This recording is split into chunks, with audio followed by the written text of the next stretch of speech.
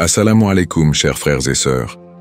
Le Coran est le texte sacré de l'islam, révélé au prophète Mohammed, paix soit sur lui, il y a plus de 1400 ans. Considéré comme la parole directe de Dieu, il guide la foi, la morale et la vie quotidienne des musulmans. Cependant, au-delà de ses enseignements apparents, le Coran renferme des secrets fascinants qui échappent souvent à notre attention.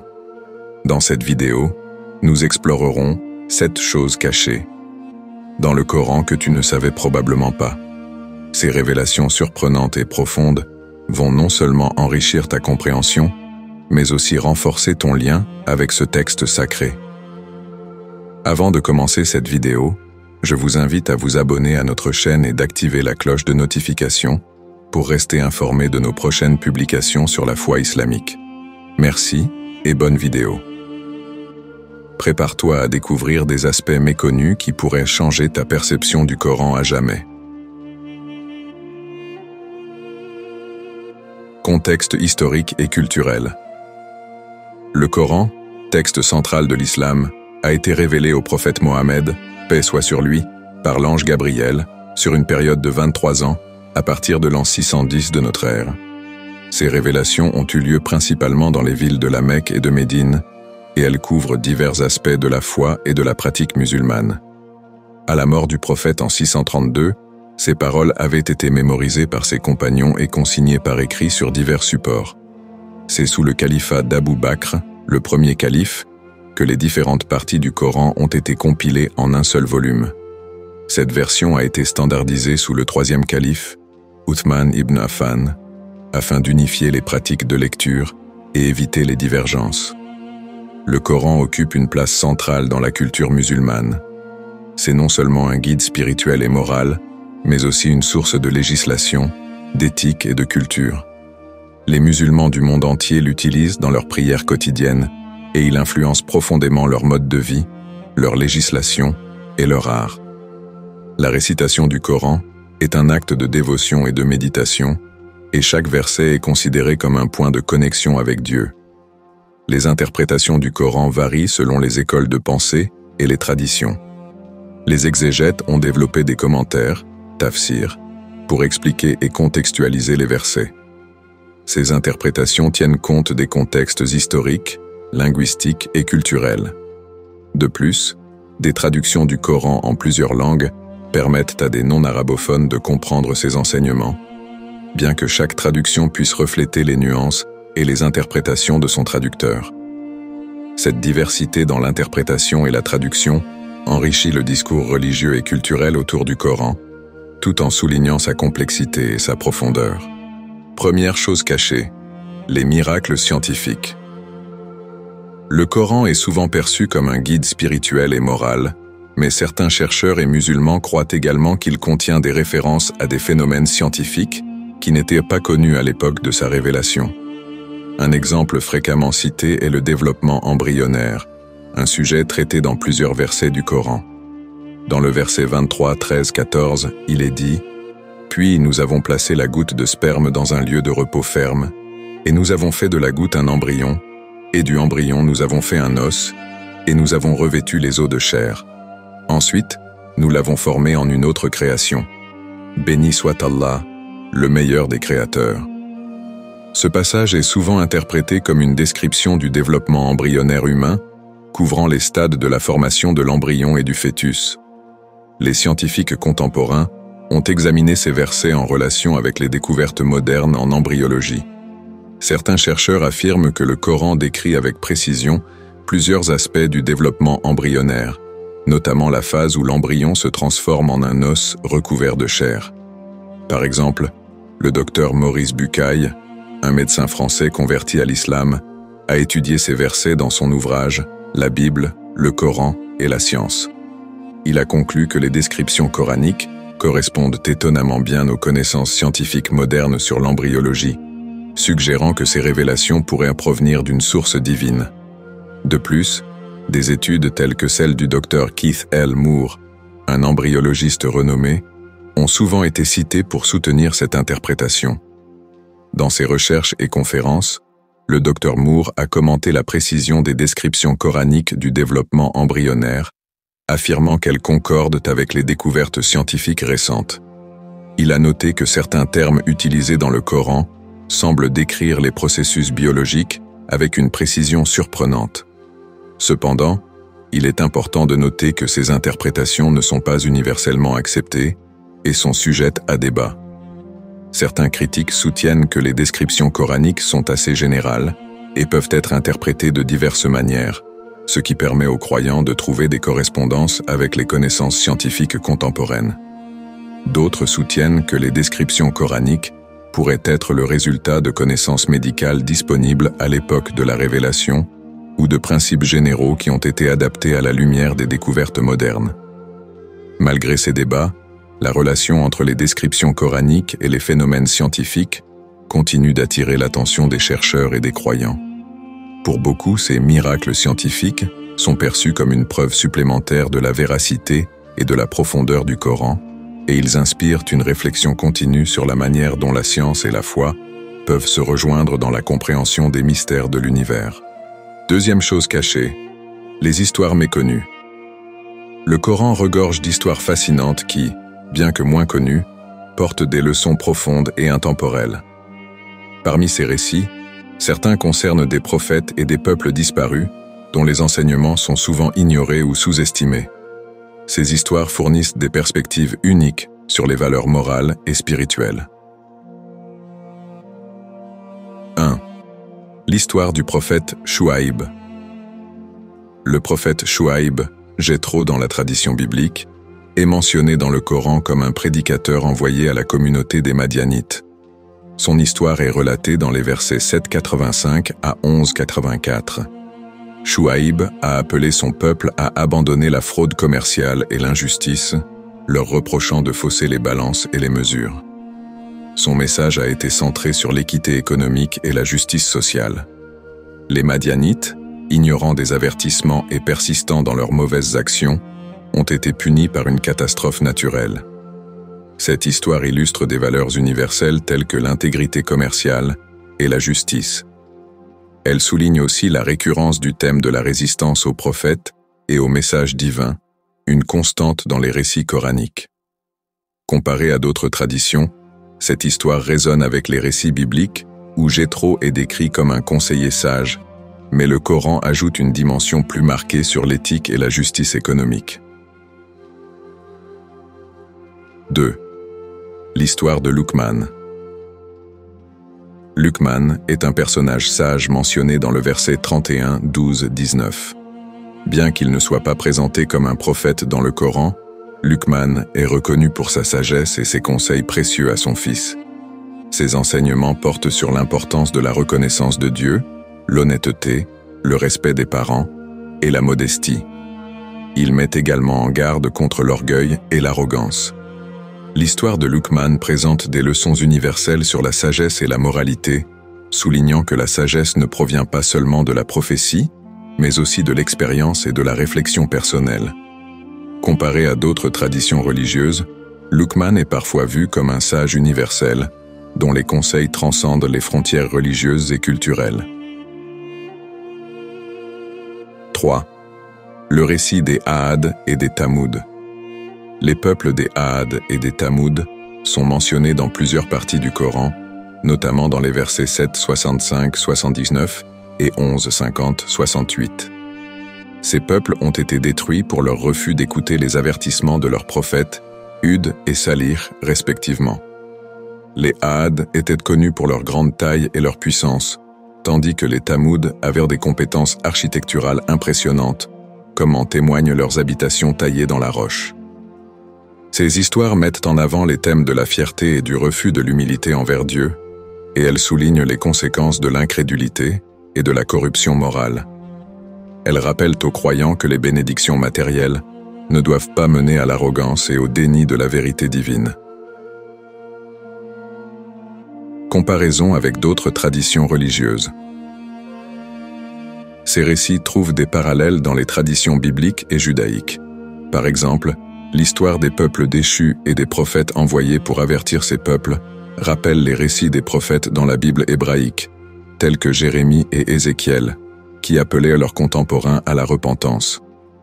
L'histoire de Luqman a également des échos dans les proverbes et la sagesse juifs et chrétiens, reflétant des valeurs morales communes. En somme, ces récits méconnus du Coran offrent une richesse de leçons et de réflexions spirituelles. Ils montrent que le Coran, en tant que texte sacré, est non seulement un guide spirituel mais aussi une source d'enseignements éthiques qui transcendent les âges et les cultures. Troisième chose cachée, les versets abrogés. Le concept d'abrogation dans le Coran, connu en arabe sous le terme « naskh », est un sujet complexe qui a suscité de nombreux débats parmi les érudits islamiques. L'abrogation se réfère à l'idée que certains versets du Coran ont été remplacés ou modifiés par des versets ultérieurs. Ce principe est fondé sur l'idée que certaines révélations initiales ont été révisées pour s'adapter aux circonstances changeantes et aux besoins des croyants à différents moments de l'histoire. Le concept d'abrogation.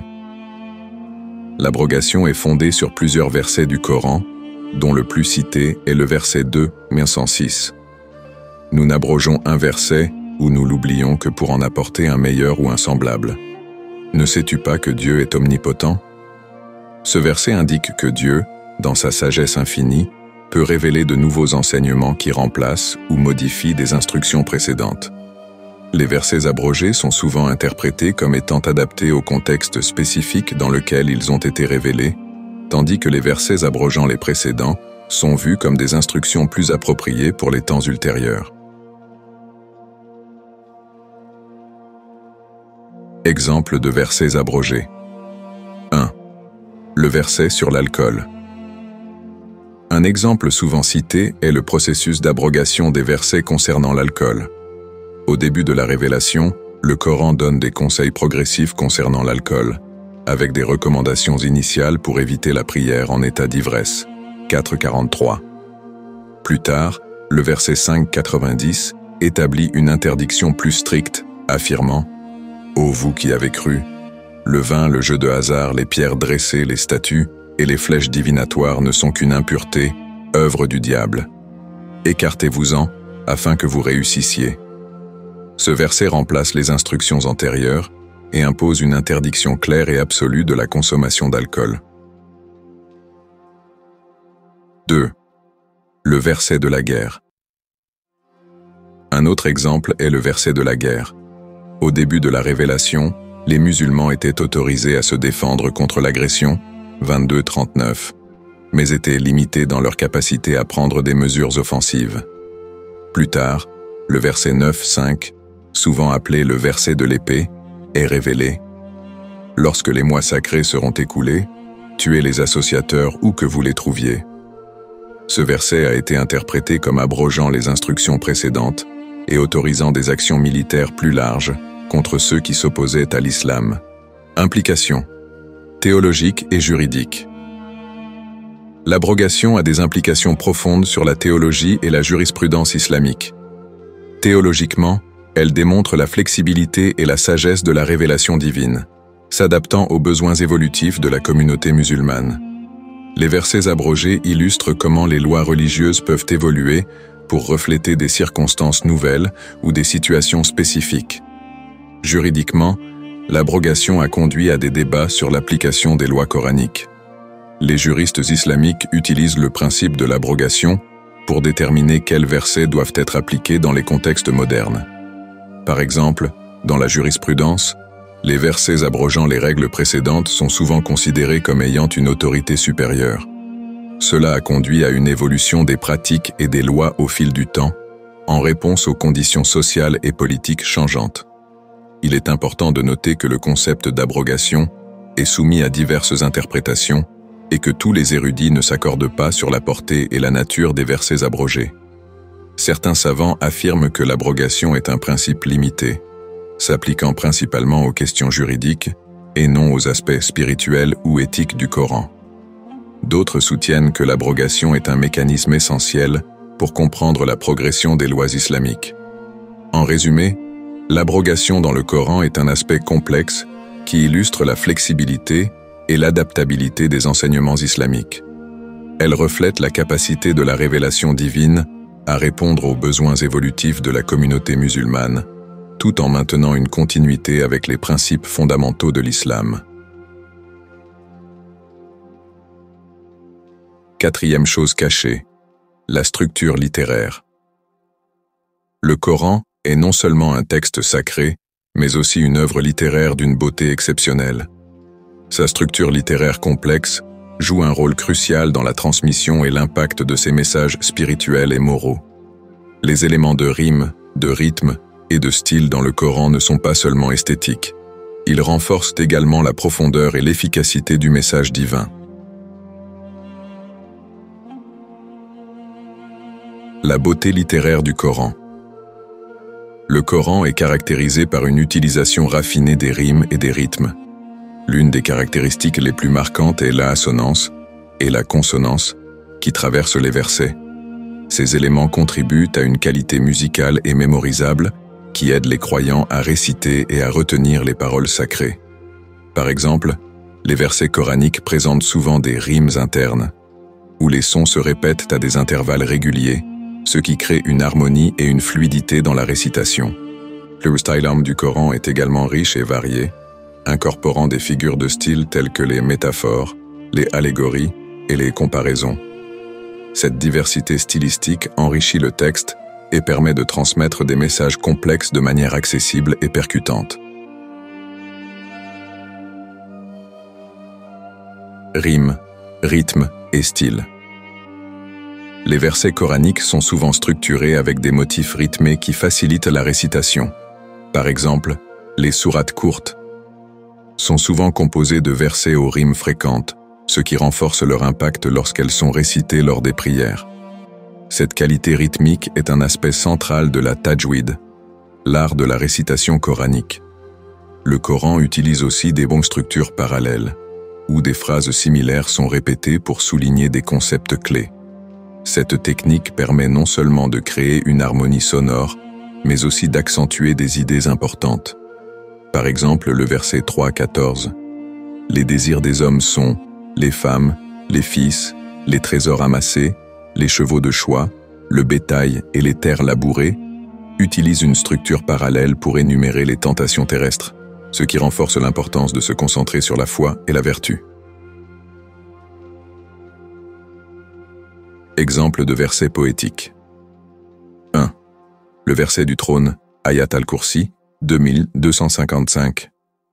Allah, il n'y a pas de divinité si ce n'est lui, le vivant, le substantiel. Ni somnolence ni sommeil ne le saisissent.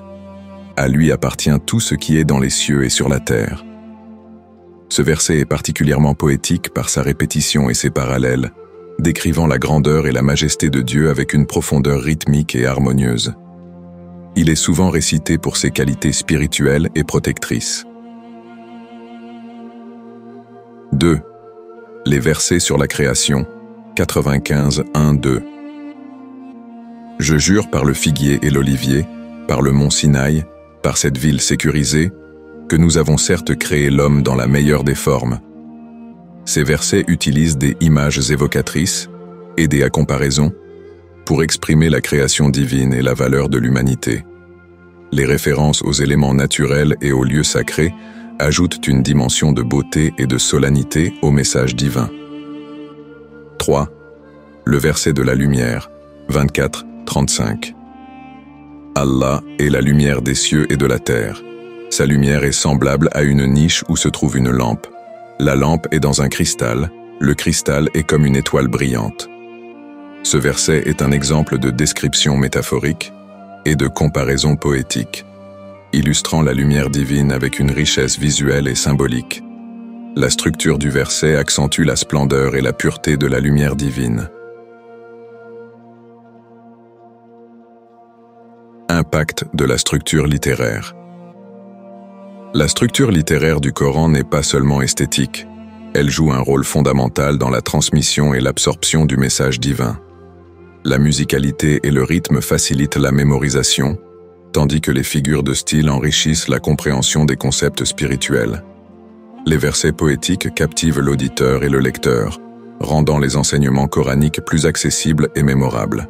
En somme, la beauté littéraire du Coran renforce l'impact de ses messages, en alliant profondeur spirituelle et élégance stylistique. La maîtrise des rimes, des rythmes et des styles contribue à la richesse et à la puissance du texte sacré, en faisant une œuvre d'art aussi impressionnante sur le plan littéraire que spirituel. Cinquième chose cachée, les dimensions mystiques.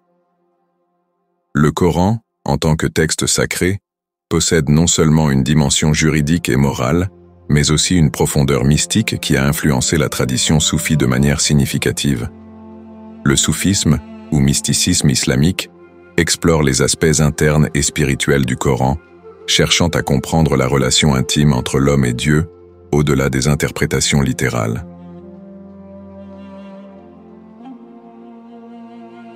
Aspects mystiques du Coran et leur importance dans le soufisme. Le soufisme est une dimension spirituelle de l'islam qui se concentre sur la purification du cœur et l'expérience directe de la présence divine. Les soufis croient que le Coran contient des significations profondes et cachées qui ne peuvent être perçues qu'à travers une contemplation spirituelle et une quête intérieure. Ils considèrent le texte coranique comme une source de lumière divine et de guidance intérieure, révélant des vérités qui transcendent les aspects juridiques et éthiques apparents. Les versets coraniques sont souvent vus par les soufis comme des portes d'entrée vers des états de conscience plus élevés et une connexion plus profonde avec Dieu. La pratique soufie implique souvent la méditation, dhikr, et la répétition des noms de Dieu afin de pénétrer les mystères du texte sacré et d'atteindre une compréhension transcendantale. Interprétation ésotérique de certains versets. 1. Le verset de la lumière, 24-35. Ce verset est particulièrement significatif dans la tradition soufie. Il est souvent interprété de manière ésotérique pour symboliser la lumière divine qui illumine les cœurs des croyants purs. Pour les soufis, la lumière décrite dans ce verset représente la présence divine illuminant l'âme, et la métaphore de la lampe dans le cristal est vue comme une allusion à la pureté et à la clarté de la révélation spirituelle. 2. Le verset de l'unité divine, 112-1-4, dit « Il est Allah, unique, Allah, l'absolu. Il n'a jamais engendré, n'a pas été engendré, et nul n'est égal à lui. » Les soufis interprètent ce verset comme une déclaration de l'unicité divine, Tawhid, qui transcende les limitations humaines.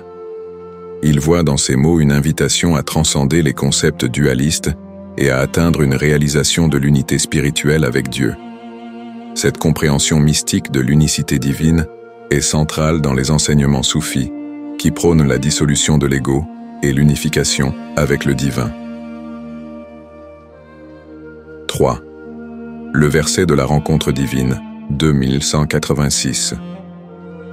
Lorsque mon serviteur me demande à mon sujet, je suis tout proche, je réponds à l'appel de celui qui m'invoque quand il m'invoque. Ce verset est souvent interprété par les soufis comme une indication de la proximité divine et de l'accès direct à la présence de Dieu à travers l'invocation et la prière. Pour eux, cela signifie que Dieu est toujours présent et accessible dans chaque moment de la vie, et que l'intimité avec lui peut être vécue à travers la dévotion sincère. Figure mystique influente. 1. Rumi, Jalal al-Din Rumi. Rumi est l'une des figures les plus emblématiques du soufisme. Ses poèmes et écrits, notamment dans le Diwan-e-Shams Tabrizi et le Matnawi, explorent les thèmes de l'amour divin, de la quête spirituelle et de l'unité avec Dieu. Rumi utilise souvent des métaphores poétiques pour exprimer les expériences mystiques et les révélations spirituelles qu'il trouve dans les enseignements coraniques. 2. Ibn Arabi. Ibn Arabi, un autre grand mystique, a élaboré une théorie de l'unité de l'existence, Wahdat al-Wujud, où il affirme que toute la création est une manifestation de la réalité divine. Ses commentaires sur le Coran mettent en lumière des dimensions ésotériques et symboliques des versets, en mettant l'accent sur la réalisation de la présence divine dans tout ce qui existe. 3. Al-Ghazali. Al-Ghazali, bien que surtout connu pour ses contributions à la théologie et la philosophie islamique, a également exploré les dimensions mystiques du Coran dans ses œuvres, telles que Ihya Ulum al-Din, la revivification des sciences de la religion. Il a souligné l'importance de l'expérience spirituelle et de la purification de l'âme pour atteindre une compréhension plus profonde des enseignements coraniques. En conclusion, les dimensions mystiques du Coran révèlent une richesse de signification profonde qui transcende les interprétations littérales. Le soufisme, avec ses pratiques et ses enseignements, explore ces aspects cachés pour permettre une connexion plus intime et transcendante avec le divin. Les figures mystiques comme Rumi, Ibn Arabi et Al-Ghazali ont profondément influencé cette compréhension ésotérique, enrichissant la tradition spirituelle islamique et offrant des perspectives uniques sur la révélation coranique. Sixième chose cachée, les références à d'autres cultures. Le Coran, bien qu'étant un texte révélé dans le contexte spécifique de l'Arabie pré-islamique, contient des références et des éléments qui montrent des interactions avec d'autres cultures anciennes. Ces références ne sont pas simplement des emprunts, mais souvent des éléments intégrés pour offrir des perspectives nouvelles et des enseignements universels. Interaction avec d'autres cultures anciennes. 1. Référence à l'Égypte ancienne. Le Coran évoque souvent l'Égypte ancienne, notamment à travers l'histoire du Pharaon et de Moïse. L'histoire du Pharaon, qui persécute les croyants et se rebelle contre Dieu, est une figure récurrente dans le Coran. Le verset 28-38 décrit la rivalité entre Moïse et le Pharaon. Et le Pharaon dit : « Ô notable, je ne connais pas d'autre divinité pour vous que moi-même.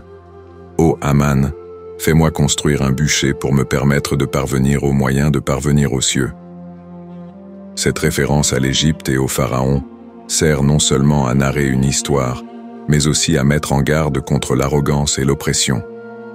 L'inclusion de figures et d'événements égyptiens permet de situer les enseignements coraniques dans un cadre plus large, offrant ainsi des leçons sur le pouvoir, la justice et la soumission à Dieu. 2. Influence grecque et byzantine. Bien que le Coran ne mentionne pas directement les Grecs ou les Byzantins de manière extensive, il reflète des connaissances de l'époque, qui incluent des influences grecques et byzantines. Par exemple, le verset 18, 83, 101 relate l'histoire de Dhul-Qarnayn, souvent identifié par des érudits comme un personnage ayant des traits similaires à ceux d'Alexandre le Grand. Cette histoire intègre des éléments de la mythologie et des récits historiques grecs, tout en offrant un enseignement moral sur la justice et la conquête.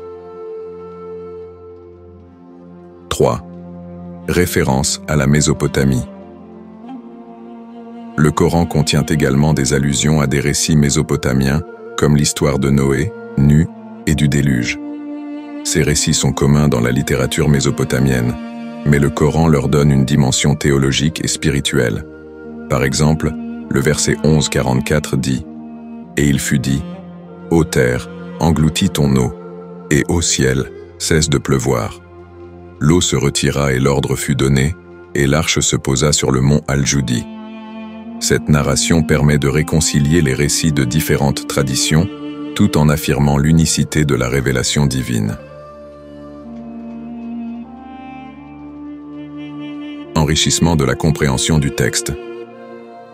Les références à d'autres cultures dans le Coran enrichissent la compréhension du texte de plusieurs façons. 1. Contexte historique et culturel. Ces références situent les récits coraniques dans un contexte historique plus large, permettant de mieux comprendre les interactions et les influences entre les différentes cultures de l'époque. En intégrant des éléments connus de l'Égypte, de la Mésopotamie et des traditions grecques, le Coran montre comment les messages divins transcendent les frontières culturelles et sont destinés à tous les peuples. 2. Universalité des enseignements. En évoquant des cultures et des récits connus, le Coran souligne l'universalité de ses enseignements. Les leçons tirées des histoires des pharaons, des rois et des anciens peuples ne sont pas uniquement pertinentes pour les Arabes, mais sont applicables à toutes les sociétés. Cela renforce l'idée que les principes moraux et spirituels du Coran ont une portée globale. 3. Réinterprétation et nouveaux enseignements. Les références culturelles permettent également de réinterpréter des récits anciens sous une lumière nouvelle. Par exemple, les histoires des prophètes et des rois, tout en résonnant avec les traditions préexistantes, sont adaptées pour transmettre des messages spécifiques sur la foi et la conduite morale dans le contexte islamique. Cette réinterprétation enrichit les enseignements coraniques et leur donne une dimension supplémentaire. En conclusion, les références à d'autres cultures dans le Coran ne se limitent pas à des emprunts, mais montrent une intégration intelligente des connaissances et des récits antérieurs. Elles enrichissent le texte sacré en fournissant un contexte historique plus vaste, en affirmant l'universalité des enseignements coraniques et en offrant une nouvelle interprétation des récits anciens. Cette dimension interculturelle témoigne de la richesse et de la profondeur du Coran en tant que guide spirituel pour toute l'humanité. Septième chose cachée, les implications éthiques. Le Coran, en tant que texte sacré, propose des enseignements éthiques et moraux qui vont bien au-delà des pratiques religieuses conventionnelles. Certaines de ces dimensions éthiques sont moins connues, mais revêtent une grande importance dans la manière dont les musulmans sont appelés à interagir avec le monde. Les versets coraniques offrent des directives sur des questions contemporaines telles que la justice sociale, la protection de l'environnement et la responsabilité individuelle. Enseignement éthique, moins connu. 1. La justice sociale. Le Coran met l'accent sur la justice sociale de manière exhaustive, en soulignant non seulement la justice en matière de droits individuels, mais aussi la responsabilité collective envers les moins favorisés. Par exemple, le verset 4:36, « Adorez Allah et ne lui associez rien, et faites du bien aux parents, aux proches, aux orphelins, aux pauvres, aux voisins proches, aux voisins lointains, aux compagnons à vos côtés, aux voyageurs. » Ce verset énonce des obligations morales envers diverses catégories de personnes, incluant les orphelins et les pauvres, qui sont souvent négligés dans les discussions éthiques. Le verset 2, 177, élargit cette vision en expliquant que la foi véritable se manifeste non seulement dans les rituels, mais aussi dans le fait de donner aux nécessiteux. Ce n'est pas la vertu que vous tourniez vos visages vers l'Orient ou l'Occident, mais la vertu est dans celui qui croit en Allah au jour dernier, aux anges, aux livres et aux prophètes, et donne de son bien, malgré son amour pour cela, aux proches, aux orphelins, aux nécessiteux. 2. La protection de l'environnement. Le Coran aborde également la question de la préservation de l'environnement et de la responsabilité humaine à cet égard. Le verset 2, 164, met en avant la création de la nature comme un signe de la grandeur de Dieu. En vérité, dans la création des cieux et de la terre, et dans la différence de la nuit et du jour, il y a des signes pour les doués d'intelligence. Cette vision souligne la sacralité de la création et l'obligation de la respecter et de la préserver. Le verset 7:31 exhorte à ne pas gaspiller les ressources. « Ô enfants d'Adam, prenez vos parures à chaque mosquée, et mangez et buvez, mais ne gaspillez pas, car il n'aime pas les gaspilleurs. » Ce verset encourage une utilisation responsable des ressources naturelles et déconseille le gaspillage, reflétant une conscience écologique qui est pertinente dans le contexte des défis environnementaux contemporains. Relier les enseignements aux problèmes contemporains. 1. Justice sociale et inégalité. Les enseignements coraniques sur la justice sociale sont particulièrement pertinents dans le contexte des inégalités économiques et sociales actuelles. Le principe d'assistance aux pauvres et aux opprimés est un appel à l'action sociale et à l'engagement communautaire pour lutter contre les injustices.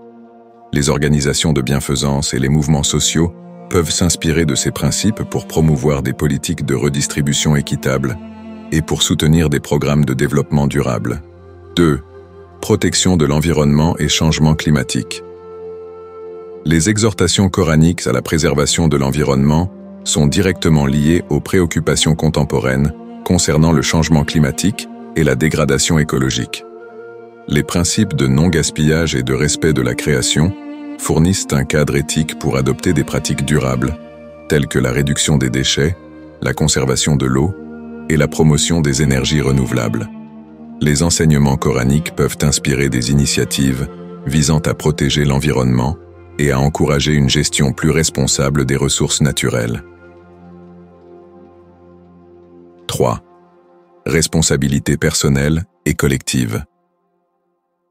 Les principes coraniques mettent en lumière l'importance de la responsabilité individuelle et collective dans la construction d'une société juste et équitable. Ils encouragent les individus à adopter des comportements éthiques dans leur vie quotidienne et à s'engager dans des actions collectives pour le bien commun. Cette approche est essentielle pour aborder des problèmes contemporains tels que les crises humanitaires, les conflits sociaux et les défis globaux, en incitant les croyants à jouer un rôle actif dans la promotion de la justice et du bien-être collectif. En conclusion, les implications éthiques du Coran sont vastes et s'étendent bien au-delà des aspects purement religieux. Les enseignements coraniques sur la justice sociale, la protection de l'environnement et la responsabilité personnelle offrent des principes directeurs qui sont profondément pertinents pour les problèmes contemporains. En intégrant ces principes dans les actions quotidiennes et les politiques publiques, il est possible d'apporter des contributions significatives à la création d'une société plus juste et durable. Dans cette vidéo, nous avons exploré 7 aspects fascinants du Coran, révélant des dimensions souvent moins connues de ce texte sacré. Nous avons découvert les miracles scientifiques et les histoires méconnues, examiné les versets abrogés et la beauté littéraire du Coran, ainsi que ses dimensions mystiques et ses références culturelles. Nous avons également abordé les implications éthiques, notamment en matière de justice sociale et de protection de l'environnement. Nous vous encourageons à plonger plus profondément dans le Coran pour découvrir par vous-même ses richesses et ses enseignements. Partagez vos propres découvertes et engageons ensemble une discussion enrichissante sur ces aspects fascinants. Merci de votre attention et à bientôt pour de nouvelles explorations. Si vous avez trouvé cette vidéo intéressante, n'oubliez pas de vous abonner, d'aimer et de partager avec vos amis. Vos commentaires sont précieux. Dites-nous ce que vous avez pensé de ces aspects cachés du Coran et partagez vos propres découvertes. Dites-nous également quels autres sujets liés au Coran vous aimeriez que nous explorions dans nos prochaines vidéos. Restez connectés pour plus de contenu fascinant et enrichissant.